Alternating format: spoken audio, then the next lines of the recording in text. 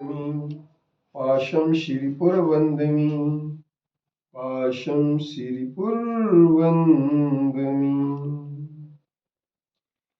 पत्रं यत्र विहायसि विपुले स्थातुं क्षणं नाक्षमम् तत्रास्ते गुणरत्नरोहणगिरियो देवदेवो महान् चित्रं नात्र करोति कस्य मनसा दृष्टा पुरे सिरिपुरे सश्रीपार्श्वजनेश्वरो विजयते दिग्भाषिषां शासनम् पत्र टिके न जहाँ अधर में गुण रत्नों का गिरिवर हो कितना विस्मय किसे नहीं हो चलो देख लो सिरपुर को देवों के भी देव पार्ष जिन अंतरिक्ष में शांत रहे युगों युगों तक दिगंबरों का जिन शासन जयवंत रहे।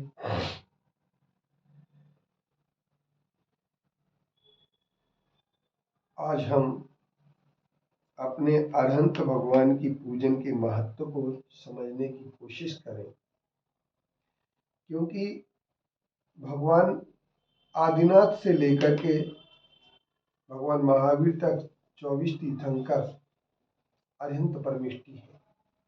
बाहुबली भगवान अरहंत परमेष्टि, भरत चक्रवर्ती अरहंत परमेष्टि है और अनेक प्रकार के भगवान की हम लोग पूजन करते हैं। लेकिन अरहंत भगवान का जो स्वरूप है, उस स्वरूप को देख करके हम उसकी जो उपासना करते हैं, तो यह बात आती है कि अरहंत भगवानों की जो पूजन करता है उसका महान प्रभाव देखने में आता है। अर्हत चरण सपर्या महानुभावम महात्मना मोदत भेखा प्रमोद मत्ता कुसुमे नैकेन राजगृहे। एक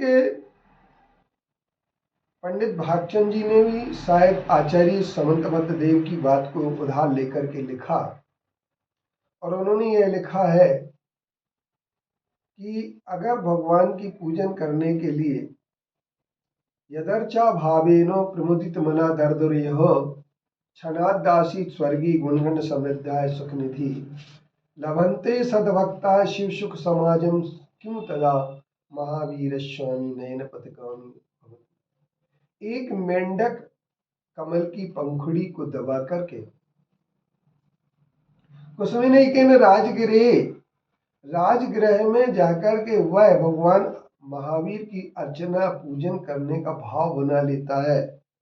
उसका फल उसे यह मिला कि वह एक देव बन गया और तत्काल देव बन गया।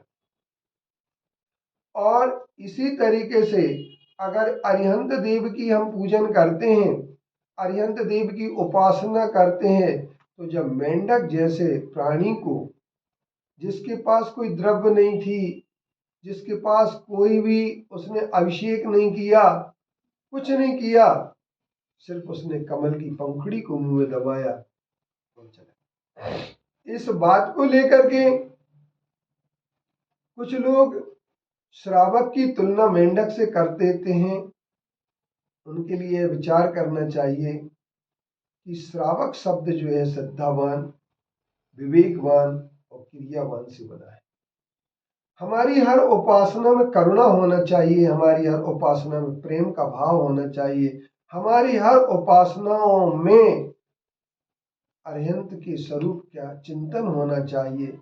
जब हमारी हर उपासना में अरहंत के चिंतन होगा, अरहंत की बात को हम निश्चित तौर पर करेंगे, तो आप ये बात तय कर लेना कि अरहंत भगवान की पूजन करते समय हर आदमी के सामने एक बात होगी कि हमें अहिंसा का और करुणा का, प्रेम का पालन अक्षरशः करना है।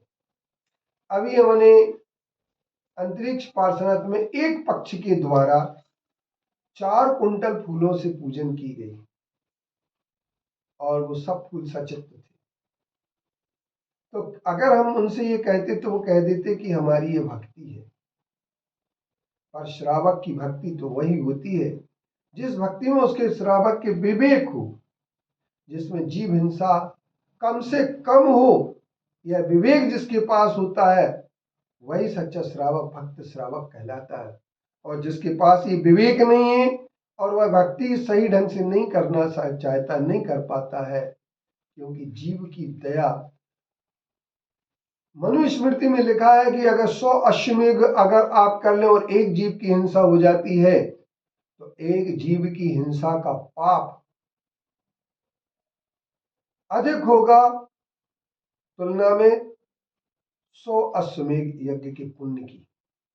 इसी तरीके से आचार्य शुभचंद्र जी ने अपने ज्ञानार्णव ग्रंथ में लिखा है कि यदि एक प्राणी की हिंसा कर दी जाए और 6 कुलाचल के बराबर सोने का दान कर दिया जाए तो उस दान का फल कम होगा, उस एक जीव की हिंसा का पाप अधिक होगा। तो हम अपनी उपासना में हिंसा, स्थावर की, त्रस की, अनावश्य हिंसा से बचें। यदि हम ये बच सकेंगे, सचित्त पूजन का त्याग इसलिए ही हमारे यहाँ कराया जाता है या करते हैं श्रावक लोग, सचित्त पूजन ना करके वो अचित्त पूजन करते हैं, तो उसका कारण सिर्फ इतना सा ही है कि वो अपने जीवन में हिंसा के दोष से बचने के। तो कई लोग कहते हैं अब हिंसा तो होती रहती है, ये एक नादानी वाली बात है। सावध शुभो पुण्य राशो वाली बात कह के वहां पर इस चीज के लिए हमें टालना नहीं चाहिए। इसलिए हम ये कह सकते हैं कि अहिंसा परमो धर्म का पालन करते हुए अपने अरिहंत भगवान की उपासना पूजन करेंगे तो निश्चित तौर पर आत्मा का कल्याण होगा।